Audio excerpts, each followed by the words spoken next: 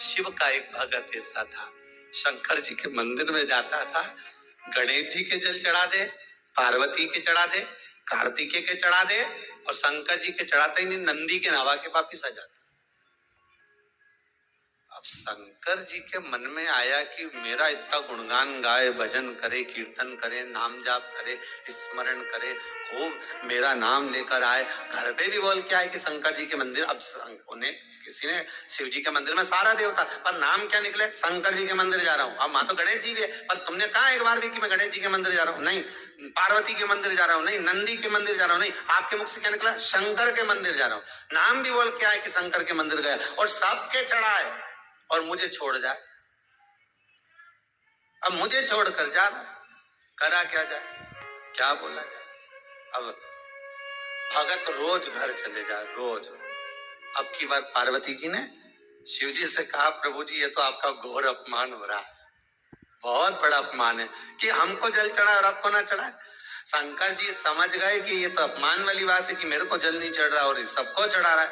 तो पार्वती जी ने कहा, जरूर तुमने इसकी कोई मनोकामना पूरी नहीं करी होगी, इसलिए वो रह गया होगा, इसलिए आपसे थोड़ा चिढ़ गया, इसलिए जल नहीं चढ़ा। शंकर भगवान ने नंदी को बुलाया, नंदी को बुलाकर कहा, बता इसकी समस्या क्या है, इसकी परेशानी क्या है, इसको कष्ट क्या है, बोल जल्दी से। नंदी ने कहा, महाराज जी कोई कष्ट नहीं है, कोई कष्ट नहीं। ये पार्वती को जल चढ़ा के जाता था, पार्वती मैया ने सब कुछ दे दिया। गणेश जी को चढ़ाया, गणेश जी ने सब कुछ दे दिया। अच्छा, फिर मुझे जल क्यों नहीं चढ़ाता? नंदी बोले, ये तो मुझे नहीं मालूम, मुझे ज्ञात नहीं कि जल क्यों नहीं चढ़ाता। शंकर भगवान बोले, आज शाम के समय पर अपन दोनों इसी के घर जाएंगे, ठीक है? अपन इसी के घर पहुंचे। अब बाबा कृपा करे, शाम का समय था, और शाम के समय पर देवाधिदेव महादेव नंदी पर बैठकर पार्वती जी को लेकर इसी भगत के घर पहुंच गए। और भगत के घर पर पहुंचते से ही बाबा देवाधिदेव महादेव ने आवाज लगाई। जैसी आवाज लगी, भगत निकलकर बाहर आया, और बाहर आते से बोला, प्रभु आप पधारे हो, आप मेरे घर पर आए हो? शंकर भगवान बोले, आया तेरे घर पर हूं, पर बाहर बात नहीं करूंगा, अंदर चल के बात करूंगा। और शंकर भगवान उसको ले गए अंदर ले जाकर पूछा, भोलेनाथ जी ने, ये बता कि तू सबको जल चढ़ाता था, पर मुझे जल क्यों नहीं चढ़ाता था? तो भगत ने कह दिया, प्रभु कारण केवल एक था, भक्त भगवान के मंदिर में रोज जाता है, पर भगवान भक्त के घर नहीं आता है। आपको बुलाने के लिए मैंने ये जल, केवल आपको बुलाना था, मेरे दरवाजे तक मुझे लेकर आना था।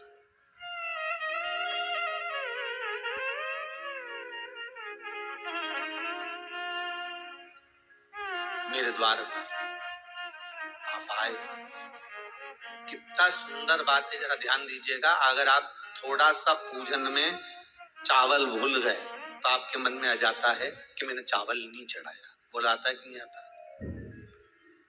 शास्त्र कहता है, अग्नि पुराण में स्पष्ट किया गया, कितना भी पूजन का सामान बाजार से लिया और कितनी भी अच्छी पूजन की थाली जमा लो, अच्छे से अच्छा विद्वान भी पूजन की संपूर्ण सामग्री पूजन की थाली में रख ले, विद्वान से विद्वान ब्राह्मण जन हो, चाहे पूजन करने वाला साधारण सा मानव क्यों ना हो, वो पूजन की थाली में संपूर्ण सामग्री जमा ले, तो भी पूजन की सामग्री में पूजन करते समय कुछ ना कुछ रह ही जाता है, रह ही जाता है।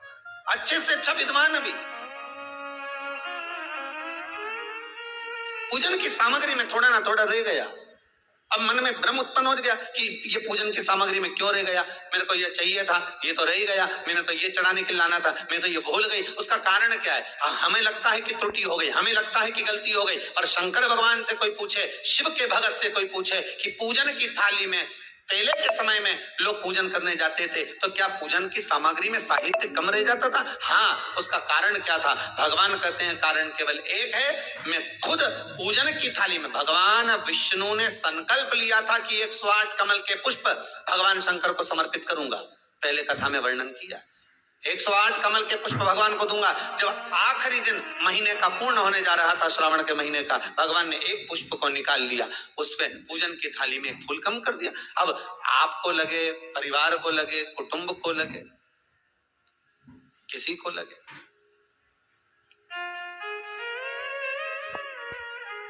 पूजा की थाली में पुष्प पूजन की थाली में सामग्री अगर कम रह गई है तो आप ये विचार ना करें कि मुझसे गलती हो गई, मुझसे त्रुटि हो गई। भगवान रुष्ट हो जाएंगे। भगवान अपने भक्त से कभी रुष्ट नहीं होता साहब। ये दुनिया के लोग कहते हैं कि अगर पूजन नहीं करेंगे, हमने ये सा नहीं करेंगे तो रुष्ट हो। नहीं नहीं नहीं, भगवान रुष्ट नहीं होता। भगवान कभी रुष्ट नहीं होता अपने भक्त से। पूजा की थाली में सामग्री नहीं है, उसका कारण क्या है?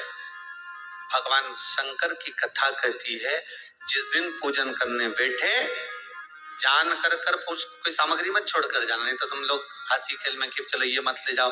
नहीं, आप पूरी सामग्री जमाओ, और कोई सामग्री आप भूल गए हो तो समझ लेना कि भगवान आपके दरवाजे पर आने के लिए बेकरार हैं। भगवान आपके दरवाजे पर आना चाहते हैं। अगर कोई सामग्री छूट गई, कोई सामग्री रह गई,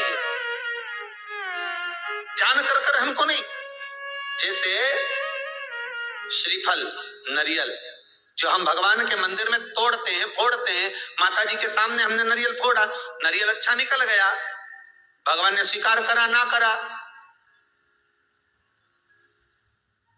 अगर नरियल अच्छा निकल गया तो आपने थोड़ी सी चिटक निकाल कर भगवान को चढ़ाई, बाकी का सब घर ले जाके चक्कू से निकाल निकाल के सब खा गए। और मान लो वही नरियल जो आपने भगवान को चढ़ाया, फोड़ा, और वह अंदर से खराब निकल गया, तो भगवान ने स्वीकार करा कि नहीं करा? शिव महापुराण की कथा कहती है, जो नरियल अंदर से बेकार निकल गया वो भगवान ने पूर्ण स्वीकार कर लिया, क्योंकि भगवान को मालूम है कि ये सड़ा हुआ नरियल तो चक्कू से निकाल के नहीं खाएगी, जब परिक्रमा लगाएगी तो मंदिर के पीछे पटक जाएगी। भगवान को मालूम है इस चीज का, भगवान को इस चीज का ध्यान है कि ये मंदिर के पीछे पटकेगी। अब भगवान यही कह रहे हैं।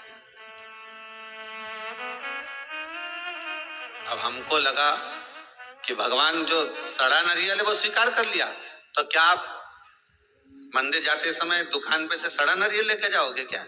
अरे बोलो तो, आप तो अच्छा बजा कर, पानी देख कर, खूब बजा बुझू के देख कर लेकर जाओ कि नरियल अच्छा होना चाहिए। आगे भगवान उसको कैसे स्वीकार कर रहा है, भगवान कैसे उसको प्राप्त कर रहा है, ये उसके